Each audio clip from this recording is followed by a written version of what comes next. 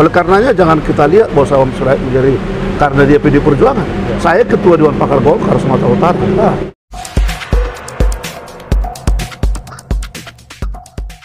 Sahabat Suara Tapian Channel, saya beruntung berjumpa dengan tokoh Sumatera Utara, Bapak R.E. Nainggolan.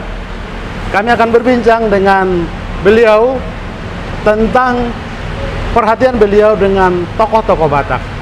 Beliau beberapa waktu lalu dengan rekan-rekan menggulirkan atau mendorong agar pemerintah nasional memberi penghargaan untuk Sabam Sirait menjadi pahlawan nasional. Tetapi di tengah perjuangan Pak R.E. Nainggolan dan teman-teman banyak juga harapan karena banyak tokoh-tokoh yang sudah lama diperjuangkan. Gunung Mulia Harahap, beliau sampai saat ini belum menjadi pahlawan nasional. Horas Amang R.E. Nainggolan. Ya, Horas Amang. Senang berjumpa, bisa bincang-bincang Amang di Suara Tapian. Ya, terima kasih. Amang R.E. Nainggolan, kita kenal tokoh yang sejak dulu konsisten, bahkan memberi perhatian di hari sudah harus pensiun, tapi masih memberi perhatian untuk tanah air, khususnya Sumatera Utara. Ya. Kenapa, Amang? Baik, terima kasih. Saya pikir adalah komitmen kita bersama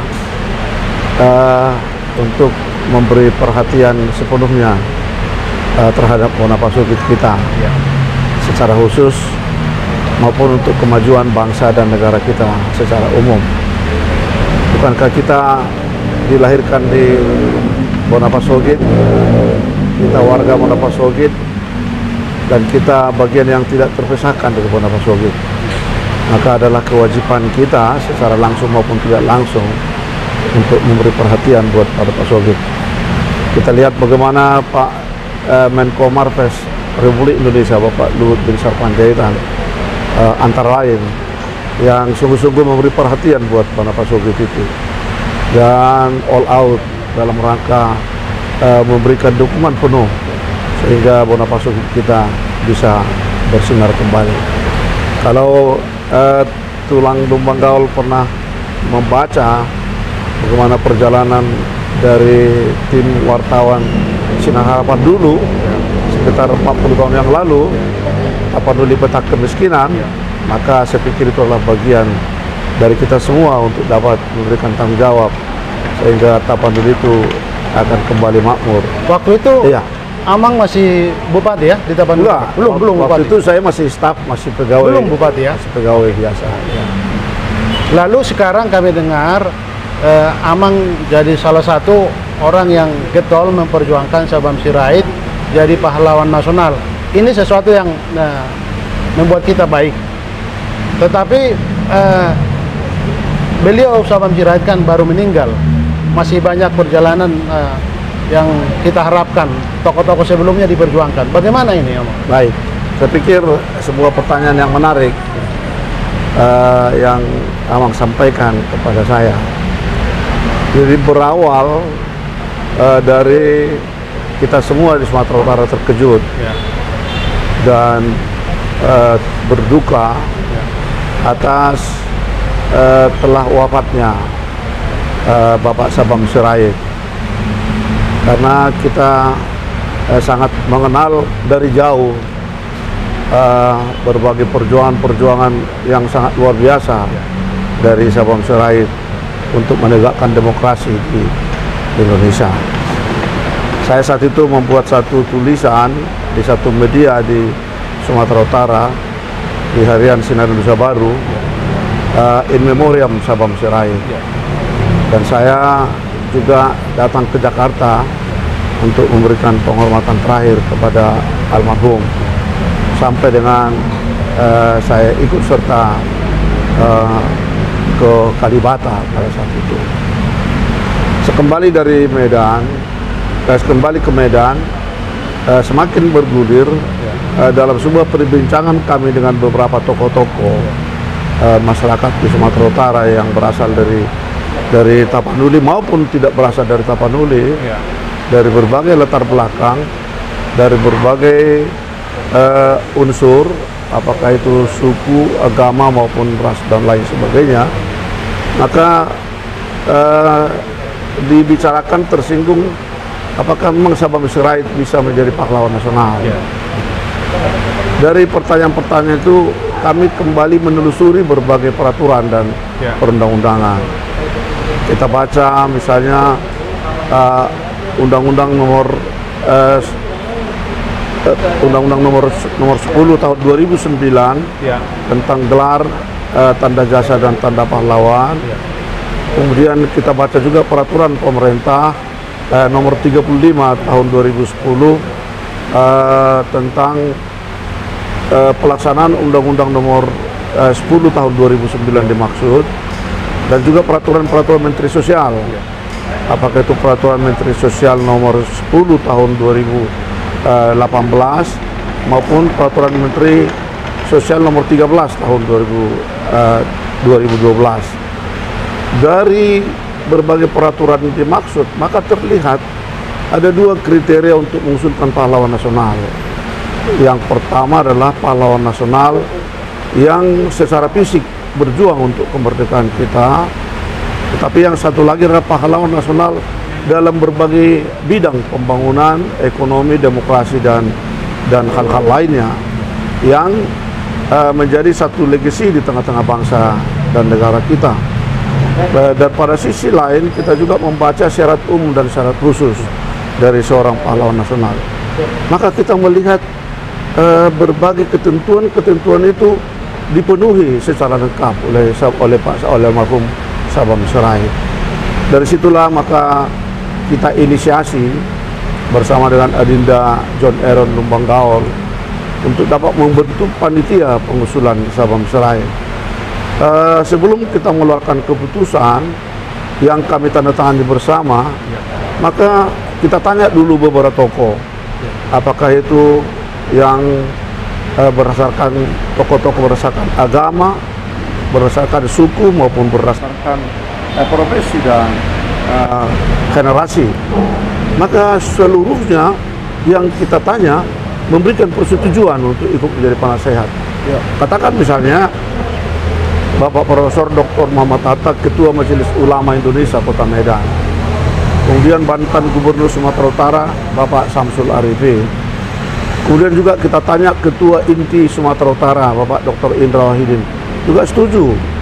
Juga Ketua Parisada Hindu Kongfucu, bahkan Ketua Walubi juga semuanya memberikan persetujuan dan dukungan bahwa Sabang Sirait itu menjadi pahlawan nasional. Pada sisi lain kita juga tanya beberapa ketua partai, apakah itu misalnya Bapak Rapidin Simbolon sebagai Ketua PD Perjuangan Sumatera Utara, apakah itu Bapak Bugiang Tambuse sebagai Ketua Dewan Pertimbangan Golkar Sumatera Utara, termasuk Ketua Gerakan Pramuka Sumatera Utara. Seluruhnya memberikan persetujuan. Para pimpinan-pimpinan gereja juga memberi persetujuan, Ketua PG. Oleh karenanya lah kita melihat bahwa hampir tidak ada di Sumatera Utara yang kami tanya dari semua lapisan yang tidak memberikan persetujuan dan dukungan serta ikut serta menjadi panitia dari pahlawan nasional. Itulah mulai gerakan kita.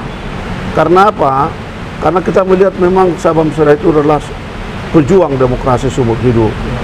Bapak bayangkan 64 tahun beliau berjuang di tengah-tengah bangsa dan negara kita. 6 periode menjadi anggota DPR RI. Saya pikir hampir tidak ada kita temui satu orang pun yang sampai 6 periode menjadi anggota DPR RI. 2 periode menjadi anggota DPA. 2 periode menjadi anggota DPD. Sampai akhir hayatnya beliau menjadi anggota DPD. 64 tahun beliau berjuang. Itu sangat luar biasa. Pada sisi lain, beliau juga menaruh berbagai legasi dengan pikiran-pikiran beliau yang sangat cemerlang menjadi peraturan dan perundang-undangan di negara kita. Katakan misalnya undang-undang anti monopoli. Puluhan tahun beliau berbicara tentang undang-undang anti monopoli, baik sebagai anggota DPR maupun anggota DPA. Dan pada ketika anggota DPA dia, maka undang-undang monopoli itu diberi perhatian oleh pemerintah. Pada awalnya Amang Lumbang Gaol, orang ketawa lihat dia, orang mencibir lihat dia. Masa Sabang menginginkan undang-undang anti monopoli, kata beberapa anggota DPR pada masa itu. Kemudian juga kita lihat juga legasinya tentang otonomi khusus Papua. Bagaimana beliau berjuang untuk otonomi khusus Papua, sekarang sudah menjadi undang-undang. Bagaimana beliau meneriakkan tentang kebebasan masyarakat Palestina dan kemerdekaan Palestina, berjuang bersama-sama dengan teman-teman kita yang Muslim, yang tidak henti-hentinya.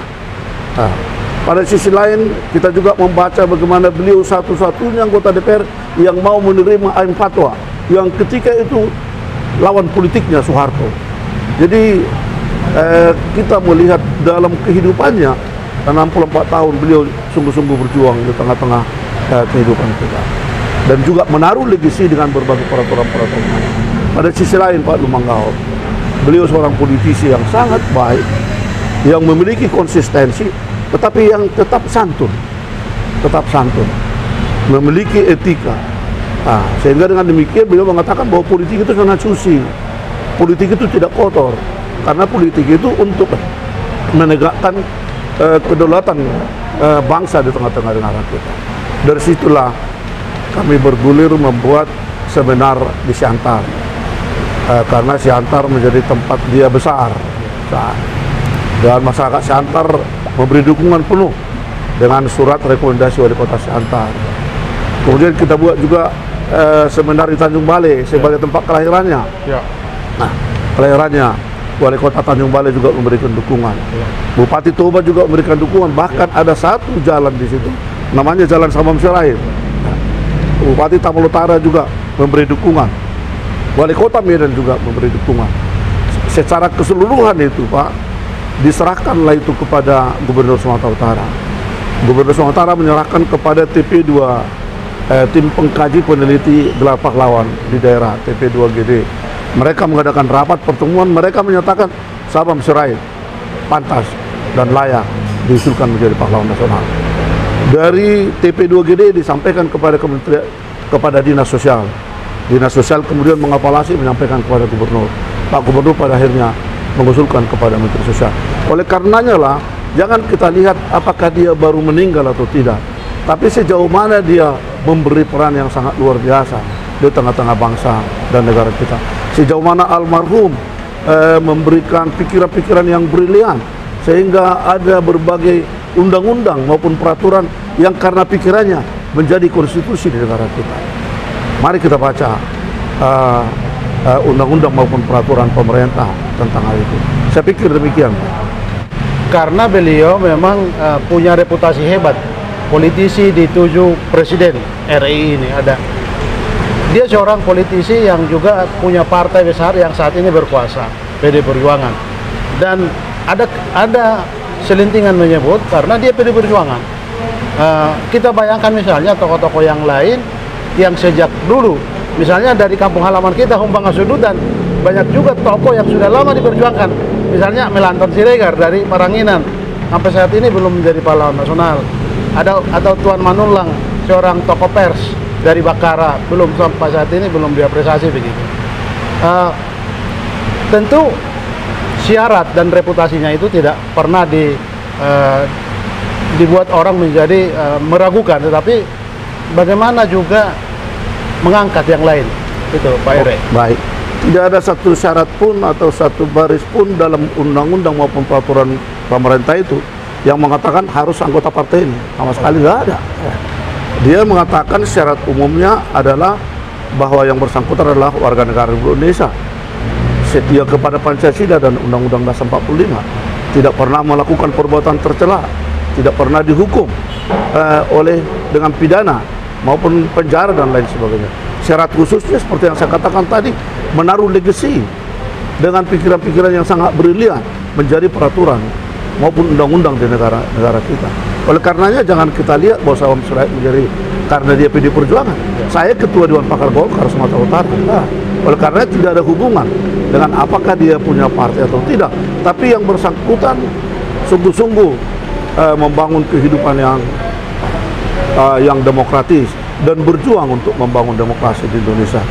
Akan halnya yang lain, saya pikir mari kita lihat prosesnya. Mungkin tidak diproses dari bawah, mungkin tidak memenuhi persyaratan dari bawah, atau mungkin tidak memenuhi kelengkapan dari bawah.